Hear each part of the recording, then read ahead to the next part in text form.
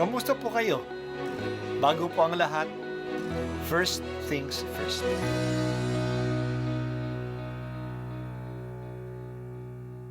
Good morning po. Sinisimulan po natin ngayon ang first things first. At dito po, tinatalakay natin sa unang bahagi ng umaga natin ay ang first readings na binabasa po sa banal na misa. Ito pong tinatalakay natin kasi madalas po kasi marami na tayong alam tungkol sa gospel readings. Pero konti po ang nagsasalita sa first readings. Pero ang first readings, bahagi din po yan ng Biblia, ng banal na kasulatan. Kaya susubaybayan po natin ang mga first readings, basahin po natin at kuminsan kailangan ng basahin ng 2 o 3 beses bago maintindihan kasi hindi po tayo familiar sa mga istorya at sa mga kaisipan na tinatalakay dito.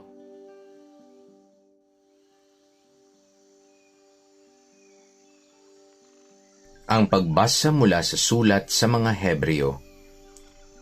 Hindi sa mga anghel ipinailalim ng Diyos ang sanglibutan na nooy kanyang lilikain. Ang sanlibutang tinutukoy namin. Sa halip ay ganito ang patunay sa isang bahagi ng kasulatan. Ano ang tao upang siya'y iyong alalahanin o ang anak ng tao upang iyong pangalagaan?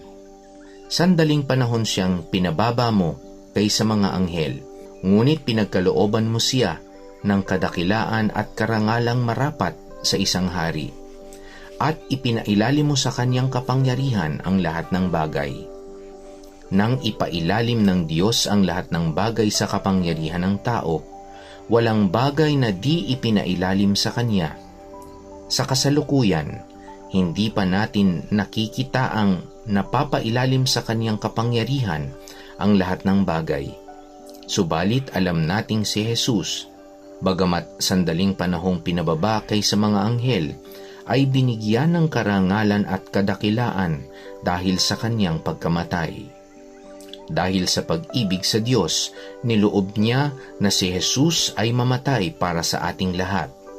Sa pamamagitan ng pagtitiis, siya'y pinapagingganap ng Diyos na lumikha at nangangalaga sa lahat ng bagay upang makapagdala ng marami sa kalwalhatian. Marapat naman na gawin niya iyon sapagkat si Jesus ang pinagmumulan ng kanilang kaligtasan. Si Jesus ang nagpapabanal sa kanila at iisa ang Ama ng nagpapabanal at nang pinapaging banal, kaya't hindi niya ikinahihiyang tawagin silang mga kapatid. Ganito ang kaniyang sinabi, "Ipapahayag ko sa aking mga kapatid ang iyong pangalan, at aawit ako ng papuri sa iyo sa gitna ng kapulungan." Ang salita ng Diyos. Salamat sa Diyos. May nagsasabi na si Lucifer ay isa sa mga pinakamagandang anghel. Pero noong mabalitaan niya na ang Diyos ay magiging tao, nasaktan ang kanyang pride. Ayaw na niyang maglingkod sa Diyos. Bakit tao? Ang ibig sabihin ba na mas malapit ang Diyos sa mga tao kaysa mga anghel? Dahil sa kanyang pagrebelde, naging demonyo siya. Kaya galit na galit ang mga demonyo sa mga tao. At palagi nila itong tinutukso at pinahihirapan. Narinig natin sa pagbasa natin na hindi sa mga anghel pinailalim ng Diyos ang sanlibutan nung kanyang likain ang sanlibutan.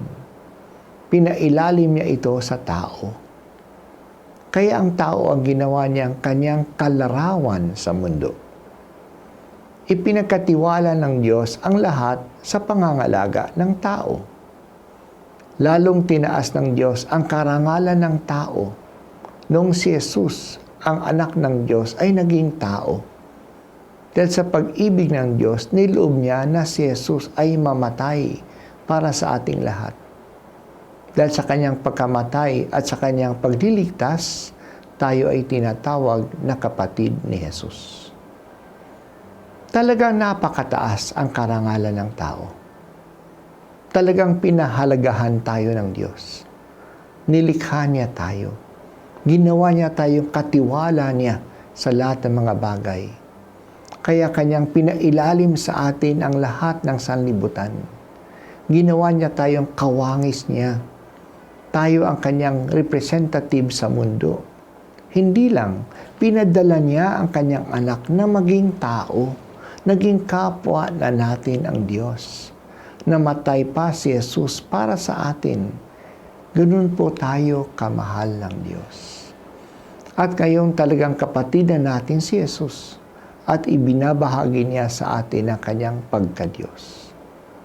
We are made divine. Kaya talaga nagselo si Lucifer.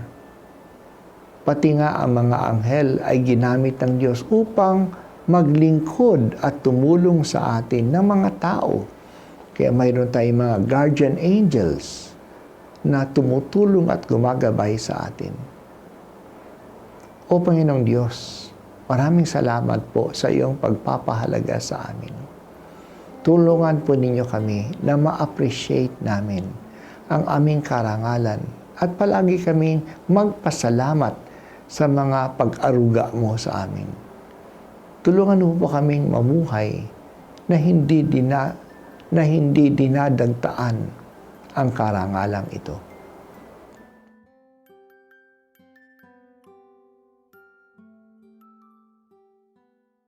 At ako po ay si Bishop Roderick Pabilio dito sa First Things First.